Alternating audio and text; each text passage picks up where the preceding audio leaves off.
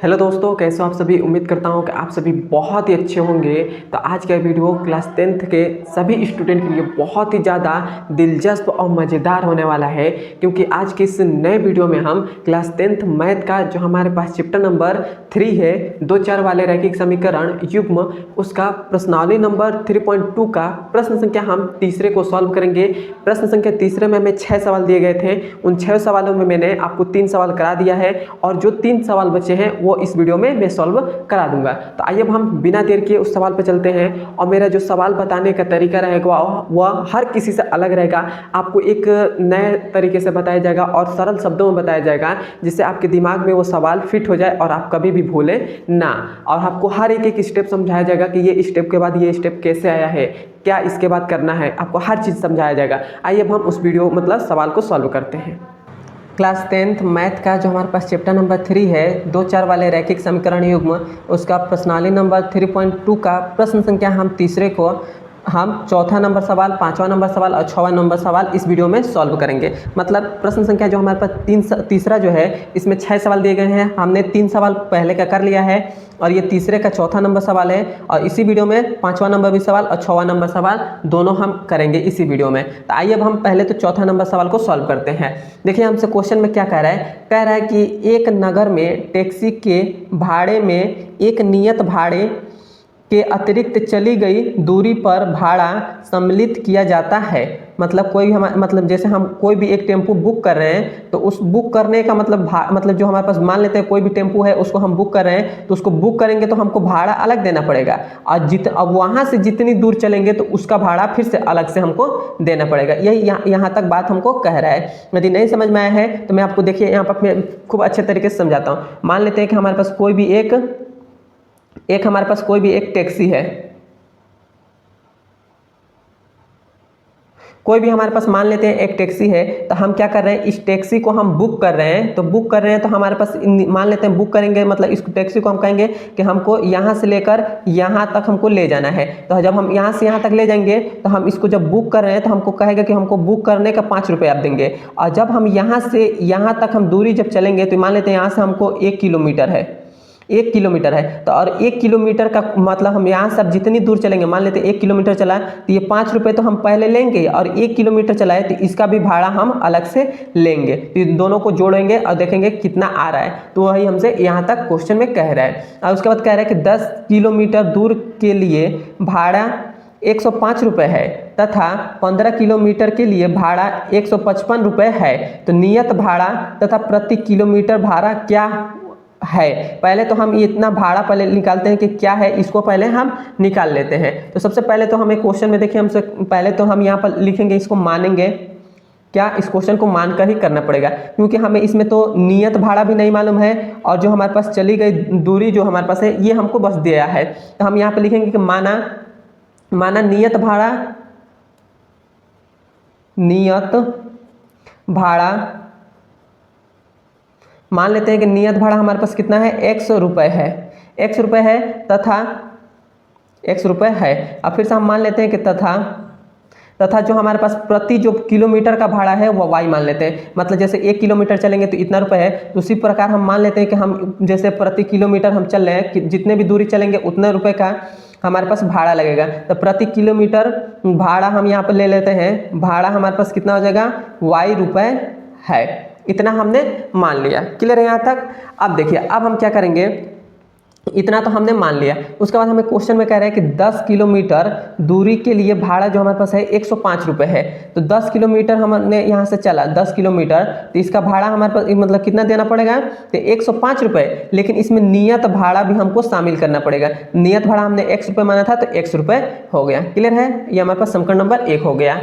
हमेशा हम नियत भाड़ा इसमें जोड़ेंगे। उसके बाद हमसे कह रहे हैं कि 15 किलोमीटर, तो यदि हम 15 किलोमीटर चल रहे हैं तो हमको कितना रुपये भाड़ा देना पड़ेगा, तो 155 रुपये, 155 रुपये हमको भाड़ा देना पड़ेगा। और इसमें हमें नियत भी भाड़ा है, तो नियत भाड़ा क्या है, 100 रुपये है, तो 100 रुपये, ये समीकरण नंबर 2 हो जाएगा। क्लियर है यहाँ तक। अब देखिए, अब हम क्या करेंगे, अब हम यहाँ से किसी भी दोनों समीकरण में से किसी भी एक समीकरण से x का मान निकाल लेते हैं। तो हम 2 वाले समीकरण नंबर 2 से हम x का मान निकालते हैं। तो x तो एज इट इज रहेगा, ये 155 है तो 155 हो जाएगा। और ये जो हमारे पास 15 है इक्वल टू इधर भेज देते हैं, तो इक्वल टू के इधर जब हम भेजेंगे तो हमारे पास क्या हो जाएगा, तो यह हमारे पास हो जाएगा -15 हो जाएगा। क्लियर है यहाँ तक। मैं यहाँ पर थोड़ा सा मिस्टेक हो गया है, जो हमने प्रति भाड़ा जो है, जैसे यहाँ पर हमने 10 किलोमीटर लिख दिया है, तो ये हमारे पास ये मतलब जैसे 10 किलोमीटर चले हैं तो प्रति भाड़ा जो हमारे पास होगा यहाँ पर 10 वाई हो जाएगा, क्योंकि हमें क्वेश्चन में भी वाई हमने माना है कि इतने किलोमीटर चलेंगे। जैसे 1 किलोमीटर चलेंगे तो वाई रुपये है, तो 10 किलोमीटर चला तो 10 वाई हो जाएगा। वैसे ही 15 किलोमीटर चलेंगे तो 15 वाई रुपये हो जाएगा। 1 किलोमीटर का रुपये कितना रुपये है, वाई रुपये है, तो 15 किलो चलेंगे तो वाई रुपये, तो वाई किलोमीटर हो जाएगा। इतना है, तो यहाँ पर भी वाई हम लगा देते हैं। क्लियर है यहाँ तक। मैं आशा करता हूँ कि समझ में आ गई होगी। और इसे हम मान लेते हैं समीकरण नंबर 3 हमने मान लिया। तो अब हमारे पास इस x का मान हमारे पास इतना आ गया, तो इस x का मान हम समीकरण नंबर 1 में रख देते हैं। तो यहाँ पर लिखेंगे x का मान समीकरण 1 में रखने पर तो रखेंगे तो हमारे पास क्या हो जाएगा, x का मान हमारे पास क्या है, तो 155 माइनस का 15 वाई है, और ये हमारे पास इक्वल टू में क्या है, प्लस में हमारे पास ये 10 वाई है, तो ये हो जाएगा 10 वाई इक्वल टू में 105 रुपये है, तो 105 हो गया। क्लियर है यहाँ तक। अब देखिए 15 वाई में से 10 वाई घटा देंगे तो माइनस का 5 वाई बचेगा, और इक्वल टू में 105 है तो 5, और ये हमारे पास 155 है, इक्वल टू किधर आएगा, तो माइनस का 155 है, इक्वल टू किधर आएगा, तो ये माइनस का 155 हो जाएगा। क्लियर है। तो अब देखिए अब हम क्या कर रहे हैं, माइनस का 5 वाई में से एज इट इज रहने देते हैं, और 105 में से 155 को जब हम घटा देंगे तो हमारे पास टोटल कितना बचेगा, हमारे पास बचेगा 45 बच गया, माइनस का 45 बचेगा, माइनस का 45, माइनस से माइनस कट गया, 5 एक 5, 45, तो y का मान हमारे पास कितना आ गया, 9 आ गया। यहाँ पर नहीं, यहाँ पर 5 नहीं, यहाँ पर 45 नहीं, 50 बचेगा, गलती से हो गया, 50 बचेगा, तो 50 हो जाएगा। तो यहाँ पर क्या आ जाएगा, y का मान हमारे पास 10 आ जाएगा। तो y का मान हमारे पास कितना आ गया, 10 हमारे पास आ गया। क्लियर है। तो हमारे पास y का मान मतलब जब हम 1 किलोमीटर चलेंगे तो हमको कितना रुपये भाड़ा देना पड़ेगा, 10 रुपये। अब हमारे पास नियत भाड़ा भी निकाल लेते हैं। तो नियत भाड़ा हम क्या करेंगे, y का मान हम इस समीकरण नंबर 3 में रख देंगे। तो यहाँ पर हम लिखेंगे y का मान समीकरण 3 में रखने पर,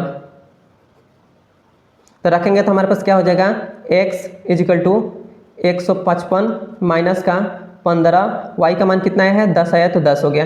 तो x बराबर क्या आ जाएगा, 155 माइनस का इसका इसमें गुणा करेंगे तो हमारे पास 150 हो जाएगा।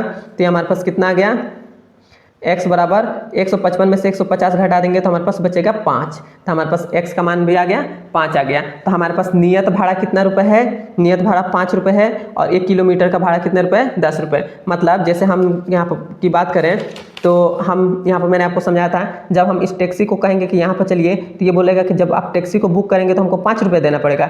अब यहाँ से हम यहाँ तक 1 किलोमीटर है, तो 1 किलोमीटर चलेंगे तो हमको 10 रुपये और फिर से एक्स्ट्रा देना पड़ेगा। तो इन दोनों को जोड़ कर कितने रुपये हो जाता है, 15 रुपये। तो इसी प्रकार हमारा हो गया। अब तो हमने तो यहाँ तक तो हमने क्वेश्चन को सॉल्व कर लिया।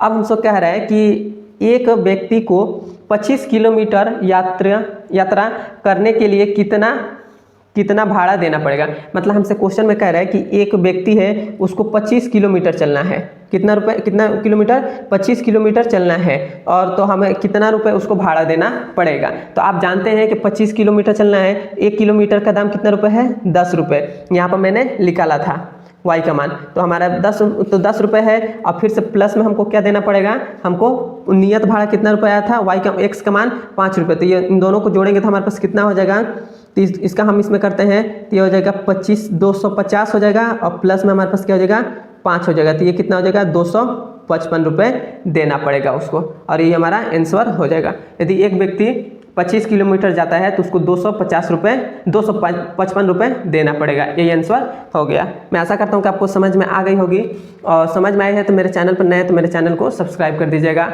और ये वीडियो अपने दोस्तों के पास जरूर शेयर करिएगा। अब हम चलते हैं इसके 5वें नंबर सवाल पर। यह हमारे पास 5वां नंबर सवाल है। देखिए 5वां नंबर सवाल हमसे क्या कह रहा है कि यदि किसी भिन्न के अंश और हर दोनों में 2 जोड़ दिया जाए तो वह 9/11 हो जाती है। यदि अंश और हर दोनों में 3 जोड़ दिया जाए तो वह 5/6 हो जाती है, तो वह भिन्न ज्ञात कीजिए। सबसे पहले तो हमें इसमें समझना है कि भिन्न का मतलब क्या है, क्योंकि हमें सारा सवाल ही भिन्न के रूप में दिया है। मतलब जो भी संख्या रहती है वो बटा के रूप में रहती है, उसे हम कहते हैं कि ये भिन्न संख्या है। ठीक है ना? था जैसे हमारे पास ये 5/6 ये किसके रूप में, भिन्न के रूप में है। तो वही हमको कह रहे हैं कि भिन्न ज्ञात करिए, हमें भिन्न संख्या ज्ञात करना है, एक बटा वाली संख्या ज्ञात करना है। तो हम कैसे भिन्न संख्या ज्ञात करेंगे? तो पहले तो हमें भिन्न संख्या क्वेश्चन में क्या है ज्ञात करने के लिए, तो हम मान लेंगे कि भिन्न संख्या ये है। यहाँ पे लिखेंगे कि माना, क्या हम लिखेंगे? लिखेंगे कि माना जो हमारे पास भिन्न भिन्न है, भिन्न जो संख्या है, भिन्न संख्या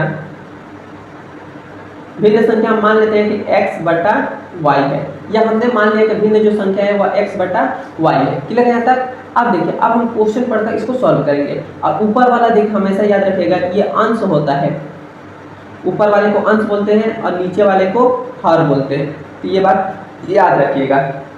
देखिए हमें क्वेश्चन में कह रहे हैं कि अंश और हर दोनों में 2 जोड़ दिया जाए। मतलब हम क्या कर रहे हैं, ऊपर अंश x और बटा y है हमारे पास है, तो अंश और हर दोनों में हमें क्या जोड़ना है, 2 जोड़ना है। यहाँ पर देख रहा है 2 जोड़ना है, तो वो संख्या क्या हो जाती है, 9/11 हो जाती है। तो जब हम 2 इसमें जोड़ देते हैं, ये जो संख्या है ये पूरे कितनी बन जाती है, 9/11 बन जाती है। क्लियर है यहाँ तक? उसका बाद फिर से हमें देखिए क्वेश्चन में क्या कह रहा है, कह रहा है कि यदि अंश और हर दोनों में 3 जोड़ दिया जाए। मतलब हम फिर से अब हमें क्या करना है, फिर से अगर हमारे पास ये जो भिन्न संख्या है, इसमें इस भिन्न में हम फिर से क्या कर रहे हैं, इसके अंश और हर दोनों में हमें क्या जोड़ दे रहे हैं, 3 जोड़ दे रहे हैं, तो संख्या 5/6 हो जा रही है। मतलब 3 हम इसमें जोड़ दे रहे हैं, तो ये संख्या कितनी हो जा रही है, 5/6 हो जा रही है। ये हमें क्वेश्चन में कहा है। इतना आप कर लेते हैं तो इस सवाल को बहुत ही आसानी तरीके से आप बना सकते हैं। अब यहाँ से थोड़ा सा ध्यान देंगे, तो अब इसका क्रॉस गुणा पहले कर दीजिए, इसका इसमें, इसका इसमें। तो हम क्या कर रहे हैं, 11 का इसमें कर रहे हैं, तो ये हमारे पास क्या हो जाएगा, 11 हो जाएगा। और ये क्या है, x + 2 है, तो 2 हो गया। फिर से इक्वल टू 9 हमारे पास है, इसको इधर भेज दे रहे हैं, कि हमारे पास y और प्लस का 2 हो गया। कितना हो गया? अब देखिए 11 का x में करेंगे तो ये हो जाएगा 11x, 11 का 2 में गुणा करेंगे तो ये 22 हो जाएगा। फिर से इक्वल टू 9 का y में करेंगे तो 9y, 9 का 2 में करेंगे तो 18 हो जाएगा। क्लियर है यहाँ तक? एकदम सिंपल सी बात है। उसके बाद देखिए 9 को हम इधर, 9y को इधर भेज देते हैं, तो ये तो है 11y, तो 11y हो गया। 9 को इधर भेजेंगे तो माइनस का 9y हो जाएगा, क्योंकि इधर प्लस में, इधर जाएगा तो माइनस का 9y हो गया। फिर से इक्वल टू में 18 है, तो 18 हो गया। ये जो 22 हमारे पास है, ये इक्वल टू किधर आएगा, तो माइनस का 22 हो जाएगा, क्योंकि इधर प्लस में है, इधर आएगा तो माइनस का 22 हो गया। तो अब देखिए ये 11x माइनस का 9y और इक्वल टू में क्या बच रहा है, 18 में से जब हम 22 में से 18 को घटा देंगे तो हमारे पास क्या बचेगा, हमारे पास माइनस का 4 बचेगा। अब माइनस का 4 बच गया। अब ये जो हमारे पास आया, ये समीकरण नंबर, इसे 1 मान लेंगे, क्योंकि ये समीकरण के रूप में आ गया है। अब उसी जिस प्रकार हमने एक समीकरण बनाया, उसी प्रकार इसको भी हम करेंगे। इसका भी हम पहले क्रॉस गुणा करते थे, 6 का इसमें और 5 का इसमें। ये हमारे पास क्या आ जाएगा, 6 और ब्रैकेट के अंदर x + 3, फिर से इक्वल टू 5 है तो 5, फिर से ब्रैकेट इसको इधर में दिया तो y + 3, ये हो गया। इसका इसमें गुणा करेंगे तो 6x प्लस का 18 इक्वल टू 5y और 15 हो जाएगा, 15 हो गया। अब देखिए y वाले को एक तरफ कर देते हैं, तो x 6y और माइनस का ये प्लस का 5 है, 5y है, तो ये इधर आएगा तो माइनस का 5y हो गया। फिर से इक्वल टू का ये 15 है, तो 15 और 18 इधर जाएगा तो ये माइनस का 18 हो गया। तो हमारे पास 6x माइनस का 5y और 15 में से 18 में से 15 को जब हम घटा देंगे तो हमारे पास क्या आ जाएगा, पहले तो माइनस आ जाएगा और ये हमारे पास 3 बचेगा। 18 में से 15 घटा देंगे तो 3 बच गया। तो हमारे पास आगे समीकरण नंबर 2 आ गया। अब हमारे पास 2 समीकरण मिल गए हैं। इन दोनों समीकरण से हम क्या करेंगे, इन दोनों समीकरण से हमें एक पास रखकर मतलब इसको हम निकालेंगे। कैसे हम करेंगे, तो पहले वाले समीकरण से हम क्या कर रहे हैं, x का मान निकाल रहे हैं। पहले वाले समीकरण से x का मान निकालेंगे, तो यहाँ पर हमारे x एज इट इज रहने देते हैं। ये हमारे पास क्या है, ये 9y है, इक्वल टू किधर आएगा, प्लस का 9y बन जाएगा। अब ये माइनस का 4 है, तो माइनस का 4 हो गया। 11 जो इधर गुणा में है, इधर आएगा की जगह भाग में हो जाएगा, तो 11 भाग में आ गया। तो अब ये हमारे पास ये आ गया है। इसे मान लेंगे समीकरण नंबर ये हमारे पास क्या है, 3 है। देखिए मैंने क्या किया, यहाँ पर हमको x का मान हमको निकालना था, x का मान निकालना था, तो हमें x को तो एज इट इज यहाँ पर रहने दिया। 9y था माइनस का, इक्वल टू किधर बचा, तो प्लस का 9y हो गया। माइनस का 4 था तो माइनस का 4 लिख दिया। 11 इधर गुणा में था, इधर आएगा इक्वल टू किधर, तो भाग में हो जाएगा। तो ये हमारे पास एक मान निकल गया। अब हमारे पास ये मान निकल गया, तो इस मान को हम क्या करेंगे, समीकरण नंबर हम 2 में रख देंगे। x का मान निकला है तो इस समीकरण नंबर 2 में रख देंगे। तो रखते हैं तो हमारे पास क्या आता है 6x के जगह ये रखना है, तो रखेंगे तो हमारे पास 9y माइनस का 4 और बटा में 11 है तो 11 हो गया। अब फिर से माइनस का 5y है तो 5y इक्वल टू माइनस का 3 है 3 हो गया। इसका इसमें गुणा कर देते हैं, 9 चौको 54, 6 नवा 54, 54y हो जाएगा। अच्छा चौको 24 हो जाएगा। फिर से 11 है तो 11 हो गया। फिर से माइनस का 5y है तो 5y और इक्वल टू में माइनस का 3 है तो 3 हो गया। क्लियर है यहाँ तक। अब हम क्या करें, इसका एलसीएम ले रहे हैं। तो एलसीएम लेंगे तो हमारे पास क्या आ जाएगा, एलसीएम 11 आ जाएगा, ये कट जाएगा, ये 54y माइनस का 24 और ये हमारे पास माइनस 11 में कटेगा, 11 पच क्या हो जाएगा 55y हो जाएगा। फिर से ये हमारे पास क्या बचेगा, माइनस का 3 बच गया। अब देखिए 11 इधर भाग में इक्वल टू हो जाएगा तो गुणा में हो जाएगा। ये हमारे पास 54, यहाँ पर देखिए यहाँ पर माइनस का 55y है, यहाँ पर 54y है, तो हम क्या कर रहे हैं 55y में से 54y घटा देंगे तो माइनस का हमारे पास 1y बचेगा, एक ही y बचेगा। अब फिर से माइनस का ये 24 है तो 24 हो गया। और ये हमारे पास 11 जो इधर भाग में इधर जाएगा तो गुणा में हो जाएगा, 3 में गुणा करेगा तो 11 या 33 हो जाएगा। ये हमारे पास माइनस का y और ये देखिए माइनस का 33 है तो माइनस का 33, माइनस प्लस माइनस का 24 है इक्वल टू इधर आया तो प्लस का 24 हो गया। तो माइनस का y इक्वल टू 33 में से 24 को घटा देंगे तो हमारे पास क्या बचेगा, हमारे पास 6 और 3 9 बच जाएगा। तो हमारे पास माइनस का 9 बचा है, माइनस से माइनस ये कट जाएगा, हमारे पास क्या आ जाएगा y बराबर 9 आ गया। y का मान हमारे पास कितना आ गया 9 आ गया, मतलब हर का मान हमारे पास आ गया है 9। तो अब हम इस y का मान समीकरण नंबर 3 में रख देंगे। यहाँ पर देखेंगे y का मान समीकरण 3 में रखने पर रखेंगे तो हमारे पास क्या आ जाएगा, ये हो जाएगा x 9, y का मान कितना आया है 9 ही आया है, ये हो जाएगा 9 माइनस का 4 बटा में 11। तो x बराबर 81 माइनस का 4 बटा में 11, ये हो जाएगा x इक्वल टू 81 में से 4 को जब हम घटा देंगे तो हमारे पास कितना आ जाएगा, हमारे पास 77 आ जाएगा और बटा में 11 11 7 77। तो x का मान कितना आ गया 7 आ गया। तो हमारे पास यही x का मान 7 आ गया है और y का मान हमारे पास 9 आ गया है। तो हमने ये जो माना था यहाँ पर भिन्न जो संख्या 9 बटा x बटा y, तो ये हमारे पास क्या आ गया, भिन्न जो संख्या होंगी वो क्या हो जाएगी 7 बटा 9 हो जाएगी और ये हमारा आंसर हो जाएगा। क्लियर है यहाँ तक। मैं आशा करता हूँ यहाँ तक आपको समझ में आ गया है। अब हम चलते हैं इसके 9वें नंबर सॉरी इसके 6वें नंबर सवाल पर।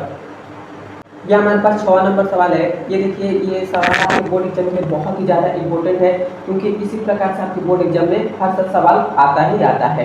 तो आइए देखिए हम 6वां नंबर सवाल हमसे क्या करें। 5 वर्ष बाद जैकब की आयु उसके पुत्र की आयु से 3 गुनी हो जाएगी। 5 वर्ष पूर्व जैकब की आयु उसके पुत्र की आयु की 7 गुनी थी, तो उनकी वर्तमान आयु ज्ञात करिए। ज्ञात उनकी वर्तमान आयु क्या हो है। तो हमें सबसे पहले तो देखिए इस क्वेश्चन में हमें कह रहा है कि इसमें इसके जैकब की और इसके पुत्र की आयु हमें ज्ञात करना है। इस क्वेश्चन में हमें कह रहे हैं, तो इसको हम कैसे ज्ञात करेंगे। तो सबसे पहले इस सवाल का सबसे आसान तरीका है, क्या करिए आप पहले तो इस तरह कितने लाइन 3 लाइन खींच लीजिए। ऐसा सवाल बनाने का सबसे आसान तरीका है, यही एक तरीका है। इस तरह से आप लाइन पहले खींच लीजिएगा और यहाँ पर क्या लिख दीजिएगा, यहाँ पर एक पर इस प्रकार ऐसे खींच लीजिएगा और एक खींच लीजिए।